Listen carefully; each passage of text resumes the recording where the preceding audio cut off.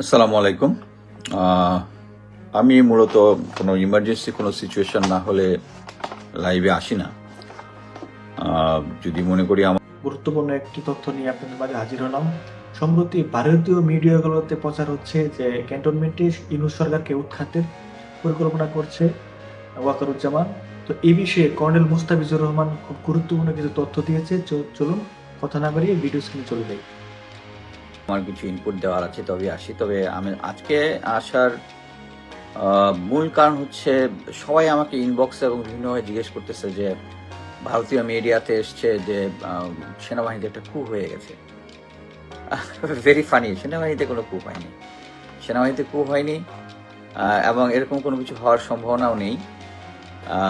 এটা ভারতীয় মিডিয়া কেন প্রচার করছে, আমার কাছে যেটা মনে হয় যে এখানে তো একটা কুর মাধ্যমে দেখানো হচ্ছে যে general Waker to control again.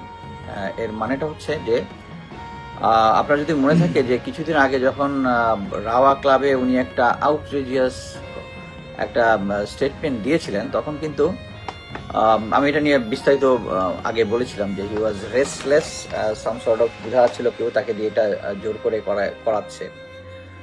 এবং এটার পরে অ্যাকচুয়ালি উনি এই প্রফেসর ইউনুস এবং অন্যান্য সরকারি সংস্থা প্লাস হচ্ছে আর্মিকে উনি একটু একটা অকওয়ার্ড পজিশনে ফেলে দিয়েছিলেন। এবং পরবর্তীতে উনি উনি আমি যেটা শুনেছি, প্রফেসর ইউনুস তাকে সামন করেছিলেন, তার সাথে কথাও বলেছেন।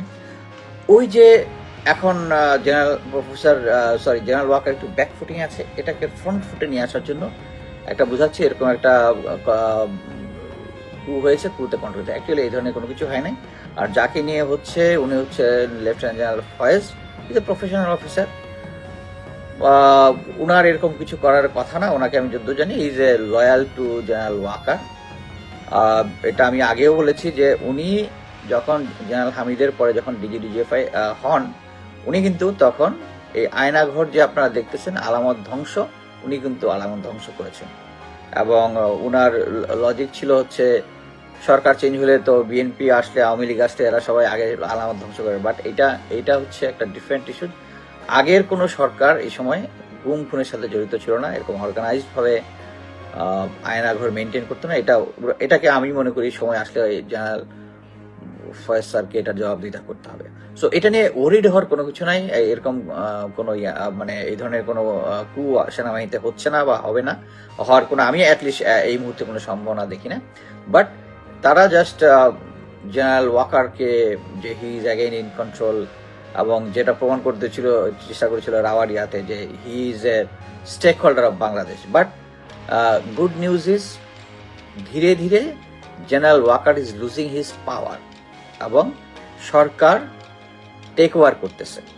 প্রফেসর ইউনুস ধীরে স্থির হলেও আমি যেটা মনে করি, আপনারা এই যে এত আস্ফালন দেখতেছেন ভারতের, এর কারণ একটাই, কারণ তারা আপনি এই দুদিন আগে দেখেছেন যে ইন্ডিয়ান সেনাপ্রধান তাদের অ্যানুয়াল প্রেস কনফারেন্সে আউটরেজিয়াস ভাবে বাংলাদেশি প্রসঙ্গ নিয়ে আসছে।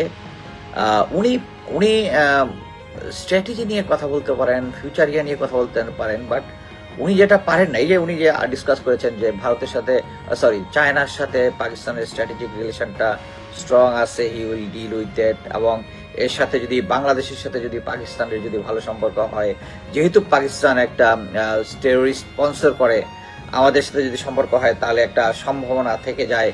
এই যে কথাগুলো উনি বলতে পারেন অ্যাজ এ সেনাবাহিনী, কিন্তু উনি বলতে পারেন না যে সামনে যদি নির্বাচন হওয়ার পরে সরকার যখন চেঞ্জ হবে তখন ভালো রিলেশন হবে। এটা পারেন না। এটার জন্য কিন্তু ভারত সরকারই তাকে তার কাছ থেকে জবাবদিহিতা চাওয়া উচিত।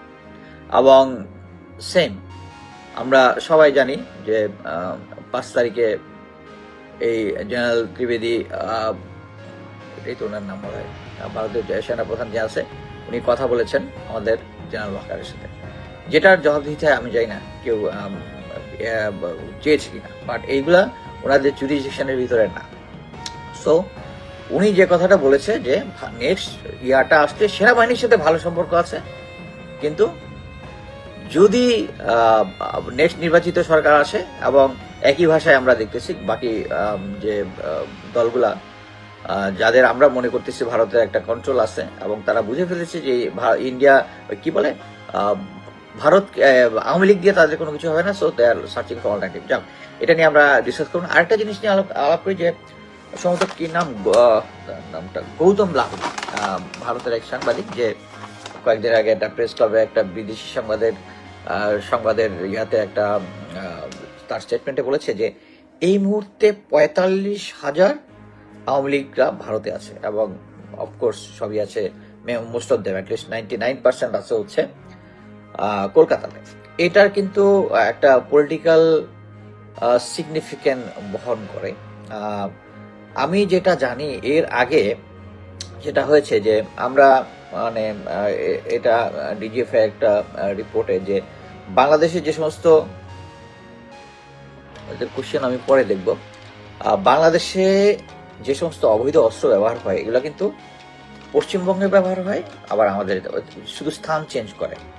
এবং এর মধ্যে কিছু মাদ্রাসা পড়ুয়া, আমি এদেরকে সন্ত্রাসী বলবো না, ডিমোটিভেটেড মানে হচ্ছে এরা র এবং ডিজিএফআই এদের দুই পার্টি এদেরকে ব্যবহার করে। একবার তারা যখন দেখা যায় যে আমরা সবাই জানি তৃণমূল কংগ্রেস এবং বিজেপির মধ্যে একটা ঝগড়া আছে, এবং এটা যখন বেশ হাই ইয়াতে চলে যায়, তখন কিন্তু পশ্চিমবঙ্গ সরকার এই যে আমাদের যারা ইসলামিস্ট ডিমোটিভেটেড যারা আছে তাদেরকে গিয়ে কিন্তু বিজেপিকে ফেস করায়, এবং তারা একটা মানে স্ট্যাটাস করতে নিয়ে আসে। এবং সেম ওয়েতে তারা আবার বাংলাদেশে যখন এখানে বাংলাদেশে কন্ট্রোল করে, তখন সেই অস্ত্রগুলোতে এখানে ইয়া করার চেষ্টা করে। সো এই মুহূর্তে আমাদের 45,000 আওয়ামী লীগার যদি ওখানে থাকে, এটা কিন্তু কনসার্ন যেরকম ভারতীয়, এবং আমরা সবাই জানি আওয়ামী লীগের এই পার্টিটা হচ্ছে বিজেপির সাথে তাদের খাতির, তৃণমূল কংগ্রেসের সাথে কিন্তু না। আমি যেটা অ্যাজিউম করি, আবার একটা আমি 2 দিন আগের একটা ইন্ডিপেন্ডেন্ট ডেনমার্কের একটা নিউজ দেখলাম যে একটা ভারতীয় ফ্লাইট 300 জন যাত্রী নিয়ে 19 জন ক্রু নিয়ে প্রথমে তারা আজারবাইজান যাচ্ছিল, ওখান থেকে নিউ ইয়র্কে যাওয়ার কথা। এবং এটার মধ্যে হঠাৎ করে আজারবাইজান যাওয়ার পরে হলো যে এটার মধ্যে বম থ্রেট, একজন ক্রুর কাছে বম থ্রেট আসলো। বম থ্রেট আসার সাথে সাথেই নিউ ইয়র্ক তাদেরকে অ্যালাউ করেনি, সো তারা আসছে।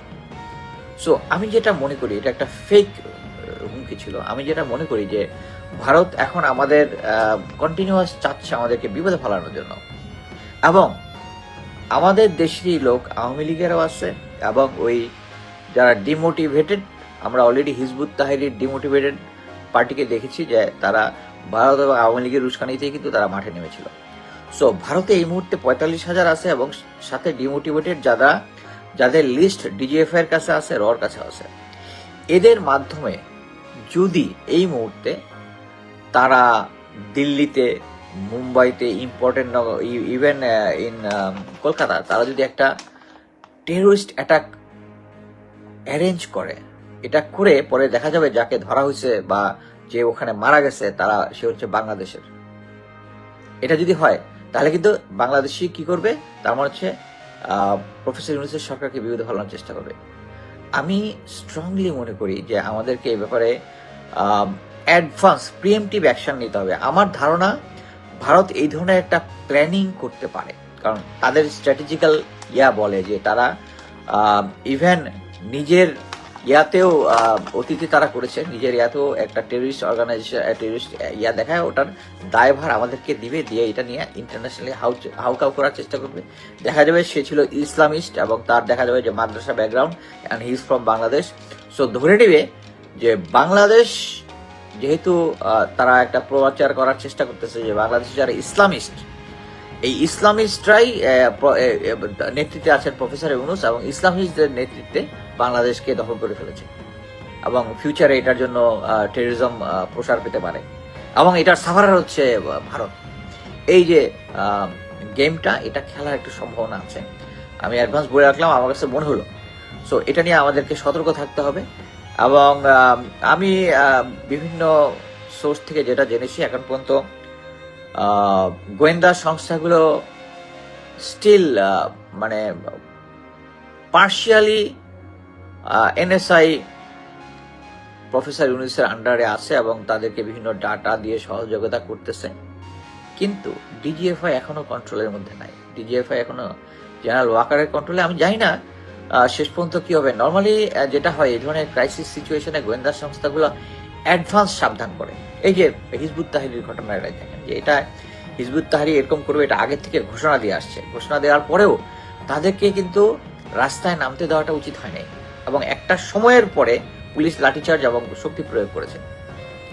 এটা কিন্তু, এবং আমি এখন পর্যন্ত যে সমস্ত প্রমাণ পেয়েছি, এটা অরিজিনাল হিজবুত তাহরি যারা আছে, যারা আমি ওই দিন মেজর মহসিন 10 লং করছে, ওনার সাথে কথা বলছিলাম, তারপরে একটা টক শোতে এর আগে হাসিন স্যারের কথা বলছে, যারা নর্মালি এই হিজবুত তাহরি করে তারা কিন্তু খুব আধুনিক মানসিকতা। এবং আমরা কিন্তু গ্রাউন্ডে দেখেছি, আওয়ামী লীগের লোকজনকে দেখেছি হিজবুত তাহরির ব্যানারে। যেহেতু হিজবুত তাহরি একটা অবৈধ সংগঠন এবং তাদেরকে আওয়ামী লীগে ইয়া করেছিল, এটার জন্য কিন্তু তাদের একটা সুবিধা হচ্ছে যে হিজবুত তাহরি দাবি করে এসে আগের থেকে ঘটনা এরকম একটা ইয়া দিয়ে দিতে পারবে। যেহেতু একটা নিষিদ্ধ ঘটিত সংগঠন কেউ এসে দাবি করবে না যে আমি এই হিজবুত তাহরির প্রধান বা তাদের যে সমস্ত ইয়া আছে। বাট আমি হিজবুত তাহরির সম্বন্ধে যেটা জানি সেটা হচ্ছে তারা কোনো অ্যাগ্রেসিভ বা তারা কোনো হোস্টাইল পার্টি না যেটাকে নিষিদ্ধ করতে হবে। যেখানে তাদের উৎপত্তি, আমি অ্যাকচুয়ালি 2011 সালে ডিজিএফআইতে একটা MI6 এর একটা গ্রুপ এসেছিল, এসে আমাদেরকে হিজবুত তাহরি সম্বন্ধে ব্রিফ দিয়েছিল। ব্রিফের একটাই ছিল, সেটা হচ্ছে তারা এটা সম্ভবত একজন ইজিপ্টে এটা উৎপত্তি হয়েছিল, একজন জেলে ছিল একজন এরকম ধর্মীয় নেতা, তার মাধ্যমে তারপরে এখান থেকে লেবাননে শিফট হয়েছে, তারপরে ইংল্যান্ডে ইউকেতে হয়েছে। এখন হিজবুত তাহরি কিন্তু ইংল্যান্ডে কিন্তু অবৈধ না। কারণটা কি? ওদের ইয়ার মধ্যে, এজেন্ডার মধ্যে কোনো অ্যাগ্রেসিভ অ্যাটিটিউড নাই। তাই হচ্ছে তারা যারা হিজবুত তাহরি করে তারা তাদের ইনকামের 10% তারা দেয় এবং তারা চায় ইসলামিক খেলাফত প্রতিষ্ঠা করবে। বাট এই খেলাফত প্রতিষ্ঠা করবে এটা কিন্তু কোনো হোস্টাইল ওয়েতে না, গণতান্ত্রিক উপায়। যখন তারা পাওয়ান, মানে তাদেরকে যদি তাদের মধ্যে যদি অ্যাকসেপ্টেন্স আসে, জনগণ যদি অ্যাকসেপ্ট চায়, তারপরে যদি তারা একটা সরকার গঠন করতে পারে তাহলে। বাট এটার দিকে এই কারণে এদেরকে আমি তখন অ্যাকচুয়ালি ওখানে প্রশ্ন করেছিলাম ওই MI6-কে আর কি, যে এরা তো কোনো হোস্টাইল কোনো করতেছে না, আর তাহলে তোমাদের দেশে কেন এটা নিষিদ্ধ করতেছে না? আমার কি ধুনফুন একটা বুঝাইছিল তখন আর কি। সো এতে আমরা ক্লিয়ার বোঝা যাচ্ছি যে তারা তখন আমাদেরকে একটা জিনিস বলছিল যে সব জায়গায় হচ্ছে হিজবুত তাহরি, আর হিজবুত তাহরি এখানে হচ্ছে হিজবুত তাহরি উলায়া বাংলাদেশ অর সামথিং, যে তারা কি, যে তারা এইম নিছে বাংলাদেশ দেন সম্ভবত ইন্দোনেশিয়া বা এই সমস্ত জায়গায় তারা প্রথমে খেলাফত শুরু করবে, এই সমস্ত জায়গায় হোস্টাইল অ্যাটিটিউড দিয়ে। বাট এখন পর্যন্ত কিন্তু হোস্টাইল কোনো অ্যাটিটিউড, আমি মনে করি যে এই যে এটাকে নিষিদ্ধ ঘোষণা করার কোনো কিছু নাই। এরা এখন পর্যন্ত কোনো টেররিস্ট অ্যাক্টিভিটির সাথে কখনোই জড়িত ছিল না। এবং এটা যেহেতু নিষিদ্ধ ঘোষিত, এই কারণেই কিন্তু এটার নাম ভাঙায় কিন্তু আওয়ামী লীগরা মাঠে নামাইছে, পাবলিকরা মাঠে নামাইছে। সো এটা আমি মনে করি যে এদেরকে নিষিদ্ধ ঘোষণা এটা বাতিল করে দেওয়া উচিত। আচ্ছা, নেক্সট আমি যেটা সবচেয়ে ইম্পর্টেন্ট কথা যেটা বলতে চাই সেটা হচ্ছে আমাদেরকে, আমরা জানি এখন থেকে হোক, 1 বছর পরে হোক, এই ডিসেম্বরে হোক বা আগামী জুনে হোক বা আগামী ডিসেম্বরে যখনই হোক, একটা ফ্রি অ্যান্ড ফেয়ার ইলেকশন বাংলাদেশে হইতে হবে, যেটা আমরা গত 17 বছরে আমরা কোনো ফ্রি অ্যান্ড ফেয়ার ইলেকশন দেখিনি। সো এই ফ্রি অ্যান্ড ফেয়ার ইলেকশনটা ভণ্ডুল করার জন্য ভারত এবং আওয়ামী লীগ, তারা কেন করবে? আওয়ামী লীগ বলবে যে আমরা ফ্রি অ্যান্ড ফেয়ার করতে পারি নাই, তোমরাও তখন পারলা না। This is a great challenge. বাংলাদেশের ফিউচারের জন্য এখন সবচেয়ে বড় চ্যালেঞ্জ হচ্ছে সামনের নির্বাচনটা ফ্রি অ্যান্ড ফেয়ার করা। এবং এই ফ্রি অ্যান্ড ফেয়ার করার মধ্যে আমরা কিন্তু যখন এই পর্যন্ত যত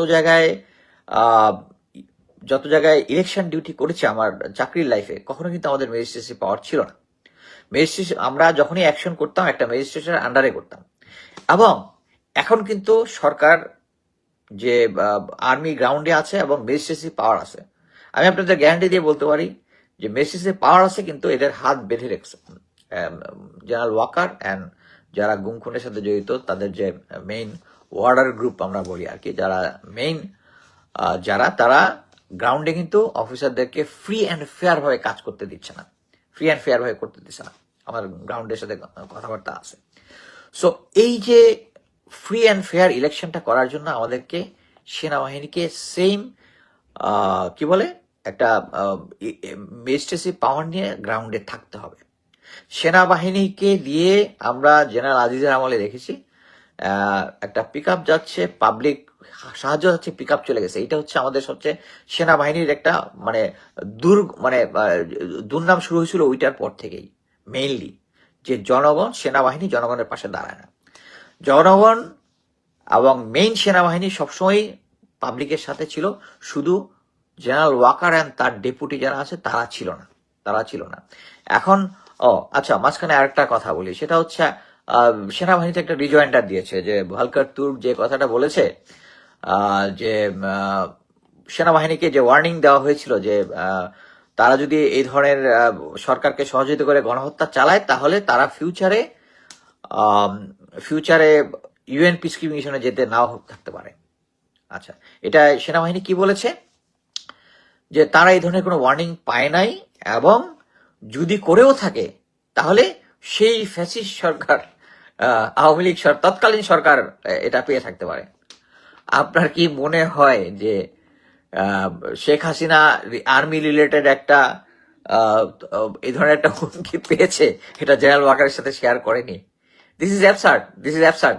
মানে উনি জাস্ট খালি একটু সেফ সাইডে থাকার চেষ্টা করতেছে আর কি, যে আমি জানতাম না। বাট আপনি সিম্পলি দেখেন 3 তারিখে যে সেনাবাহিনীর যে দরবারটা নিয়েছিল ওটার ডিটেলস আমার ওয়ালেই আছে, পিন পোস্ট দেওয়া আছে। তখন তাদেরকে বলেছিল সন্ত্রাসী বলেছিল, আন্দোলনকারী বলেছিল, সন্ত্রাসী বলেছিল, বিপ্লবী ছাত্র জনতা বলে নাই। এবং তখন পর্যন্ত তার মাইন্ড সেট আপ ছিল আর্মি। পরবর্তীতে অফিসারদের কথাবার্তায় সেটা চেঞ্জ হয়ে গিয়েছিল। সো এখানে একটা জিনিস বুঝতে হবে যে আর্মির যে এই যে ব্যাখ্যাটা দিয়েছে এটা জাস্ট জেনারেল ওয়াকারের ফেস সেভ করার জন্য, যেহেতু সুযোগ আছে। এই ব্লেমটা আমি শেখ হাসিনার ঘাড়ে দিয়ে দিলাম, বাট শেখ হাসিনা আর general Waker is the same, still it is the same. আমরা এটা বুঝতেছি না। আচ্ছা, নেক্সট হচ্ছে এখন যেটা বলতেছি সেটা হচ্ছে আগামী নির্বাচন যেটা হবে, এটাতে আমাদেরকে একদম জীবন দিয়ে হলেও এটাকে ফ্রি অ্যান্ড ফেয়ার করতে হবে। এবং এটা একমাত্র আর্মি ছাড়া কেউ পারবে না। আর আর্মি যদি করতে হয়, জেনারেল ওয়াকার যদি তখন সেনাপ্রধান থাকে, আমি সবিনয়ে সবাইকে অনুরোধ করতেছি যে আগামী নির্বাচনটা যদি জেনারেল ওয়াকারের আন্ডারে হয়, হবে না। এখন বলতে পারেন নেক্সট কে আসবে, নেক্সট যেই আসুক, আমি সবসময় এই উদাহরণটা দিই যে আমরা যদি হিরা আলমকে আইনা বসায় দিই, সে অ্যাটলিস্ট ওই সময় মানে সেনাবাহিনী তখন সিভিলিয়ানদের সাথে থাকবে, সিভিলিয়ানদের ইন্টারেস্ট, দেশের ইন্টারেস্ট, এটা দেশের ইন্টারেস্ট হিরো আলমও বুঝে, জেনারেল ওয়াকার বুঝে। জেনারেল ওয়াকার এখনো শেখ হাসিনা, তারেক সিদ্দিকী এদের, এবং এটা ক্লিয়ারলি বোঝা যাচ্ছে। এবং উনি কি ডিসগাইজে যেটা আছে বিএনপির একটা পার্টির সাথে, যেটা আমি বুঝলাম, বিএনপিকে উনি কনভিন্স করছে যে আই এম উইথ ইউ। এবং ওই আই এম উইথ ইউ বলেও কিন্তু 90 জিওসি, ডিজি, বিজিবি, গোয়েন্দা সংস্থা এগুলা কিন্তু চেঞ্জ উনি করতেছে না। মানে এটা হচ্ছে একটা টাগ অফ ওয়ার চলতেছে আর কি। বাট কথা হচ্ছে, আমি যেটা বলবো যে আগামী নির্বাচনটা ফ্রি অ্যান্ড ফেয়ার হইতে হবে। আর যদি ফ্রি অ্যান্ড ফেয়ার আমরা এটা করতে না পারি, আন্তর্জাতিকভাবে এবং ইন্টারনাল ভাবে আমরা শেষ হয়ে যাব সিম্পলি। এই যে আমাদের ভিতরে যে বিভক্তিগুলো আছে, এই যে আওয়ামী 45,000 লোকজন, তারা এখনো বিশ্বাস করে, ইউএন রিপোর্ট আসার পরেও তারা মনে করে যে তারা এখন পর্যন্ত তাদের মধ্যে কোনো অ্যাপোলজির কোনো ধারই থাকতেছে না তারা। এটা আমাদেরকে মনে রাখতে হবে যে আমাদের এখন, আমি যেটা মনে করি, নেক্সট নির্বাচন যেটা হবে এটাকে আমাদের ফ্রি অ্যান্ড ফেয়ার, এটার জন্য আমাদের লাইফ দিয়ে দিতে হবে ফ্রি অ্যান্ড ফেয়ার হওয়ার জন্য। এবং এটা সেনাবাহিনী ছাড়া হবে না। এবং জেনারেল ওয়াকার থাকলে এটা ফ্রি অ্যান্ড ফেয়ার হবে না, গ্যারান্টি। সো আমার অ্যাকচুয়ালি যে জিনিসগুলো বলতে চেয়েছিলাম, এটা আমি শেষ। যদি কোনো কোশ্চেন থাকে আমি দেখি কোশ্চেন নেওয়ার চেষ্টা করি। কোশ্চেন আগে কয়েকজন করেছেন। Sir, why agencies are not controlling Gaji Salahuddin Tanvir, who is the center for every chaos, who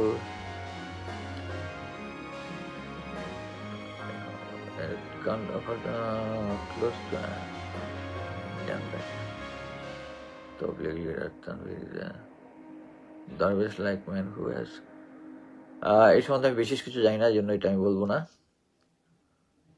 আমি ভাবলাম যে বিএনপির সালাউদ্দিন কিনা, বাট ওনাকে আমি বিশ্বাস করি না, যেহেতু যেই ইন্ডিয়াতে কয়েকদিন সময় কাটিয়ে এসেছে তাকে বিশ্বাস করো না। দিস ইজ এ বেসিক থাম রুল, মানে গোয়েন্দার একটা থাম রুল হচ্ছে, আপনারা যদি খেয়াল করেন যে কোল্ড ওয়ার এরার সময় যদি কোনো একজন ডিফেক্ট করে এক দেশ থেকে আমেরিকা থেকে রাশিয়া গিয়েছে, রাশিয়া থেকে আমেরিকা গিয়েছে, বা আমেরিকাই প্ল্যান করেছে তাকে রাশিয়া ডিপ কাভার এজেন্ট হিসেবে আবার ফেরত আসলে, তাকে কিন্তু মানে কন্ট্রোল কেয়ার মধ্যে রাখে, তাকে আর 100% বিশ্বাস করে না যে তাকে সেটা মোটিভেটেড হয়ে গেছে। সো বিএনপির নেতা সালাউদ্দিন গেছে, I don't want to believe him. আর একটা জিনিস আমি বলতে পারি গ্যারান্টি দিয়ে, মানে ইন্টেলিজেন্সের একটা ইম্পর্টেন্ট জিনিস হচ্ছে ইন্টারগ্রেশন।